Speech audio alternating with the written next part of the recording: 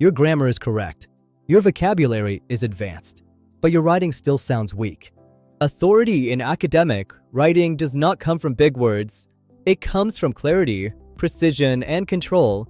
Most advanced learners lose authority in 3 ways. First, they overuse passive or vague language. For example, do not say it is believed that because it is vague. A more authoritative version is I argue that. Second, they hedge too much. Words like maybe, somewhat, or possibly weaken your position.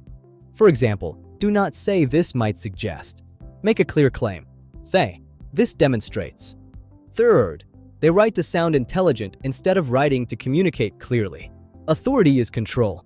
First adjustment, use strong, direct verbs like argue, demonstrate, establish, and prove. Do not say there are factors that influence. Be direct. Write 3 factors influence. Advanced writing is tight writing. Eliminate unnecessary words. Shorter sentences are often more authoritative. Focus less on vocabulary and more on clarity, structure, and confidence. Focus less on vocabulary and more on clarity, structure, and confidence.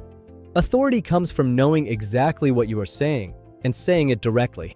If this helped you, like, subscribe, and hit the notification bell for more advanced English lessons.